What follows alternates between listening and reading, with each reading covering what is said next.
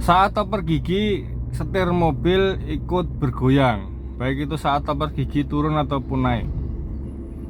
Hal ini rata-rata terjadi pada pemula yang menggunakan mobil yang tuas persnelengnya berada di samping, seperti yang saya gunakan saat ini, lur.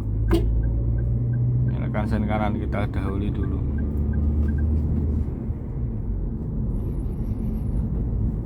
Saat ini saya menggunakan mobil Daihatsu Terios yang kita tahu bahwa tuas persnelnya berada di tengah, semacam Xenia, Avanza yang dulu, terus Ras, terus masih banyak lagi yang menggunakan tuas persneleng di tengah. Beda kalau Sigra Kalia yang tuas persnelengnya berada di depan, di dashboard tentunya.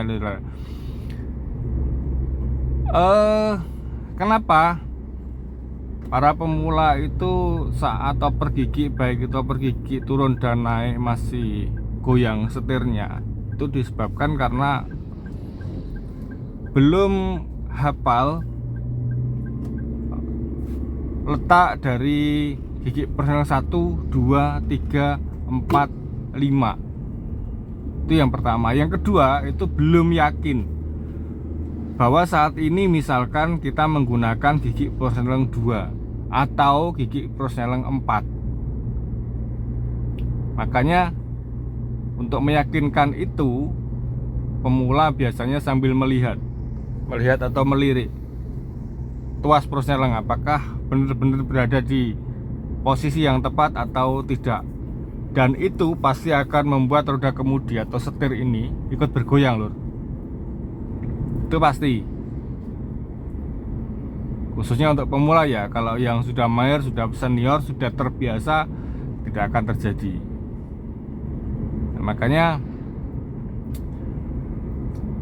kalau di luaran sana ada pertanyaan, Pak D, kenapa ya saya pergigi itu selalu goyang setirnya? Itu disebabkan karena itu tadi, lur.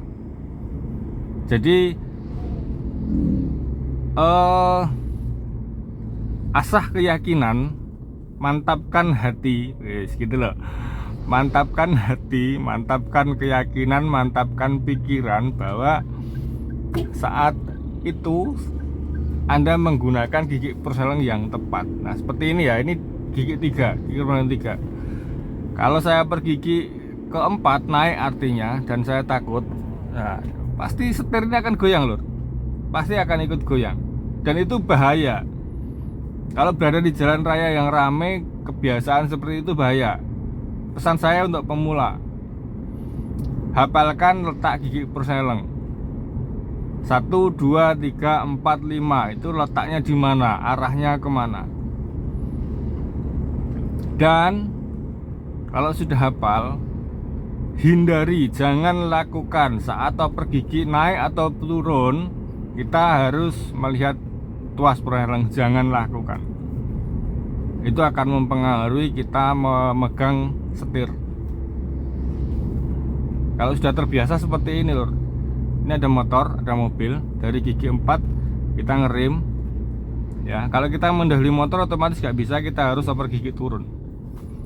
Nah, setir ini tidak akan goyang walaupun kita oper gigi turun ataupun naik, kalau kita sudah hafal, sudah paham. Nah, ini dari 3 ke 4 kita naik ya, dari 3 ke 4 naik ke 4 tanpa melihat, setir tetap berada di posisi yang pas karena tangan kita tidak ikut bergoyang, karena tangan kita tidak berubah. Itu pasti setir akan berada di posisi yang tepat, yang pas, posisi semula, tidak akan goyang. Jadi intinya cuma itu aja, lor. Kalau dipengaruhi ini itu kemungkinan kecil saja. Intinya hafal letak gigi persneleng 1, 2, 3, 4, 5 itu arahnya kemana. Terus kalau sudah hafal, yang kedua, jangan lakukan melihat ataupun melirik kita berada di persneleng berapa. itu jangan lakukan. Kita hanya merasakan saja, oh saat ini saya berada di gigi perjalanan sekian dengan kecepatan sekian. Gitu aja lur. Intinya hanya dua itu aja. Kalau menurut saya ya, kalau yang lain-lain itu hanya faktor kecil saja. Itu yang bisa saya berikan, yang bisa saya bagi pengalaman saya pribadi. Semoga bisa Anda praktekkan untuk pemula. Semoga bisa Anda pahami untuk pemula. Dan jika masih ada keluhan yang lain, Pak D masih ini loh, masih itu, silakan tulis di kolom komentar.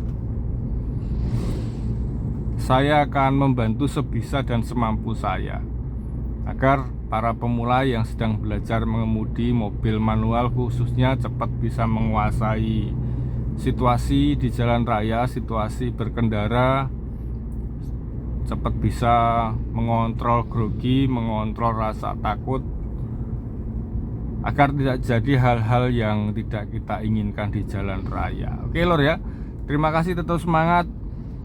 Salam sehat berkah barokah. Assalamualaikum warahmatullahi wabarakatuh dan mantap.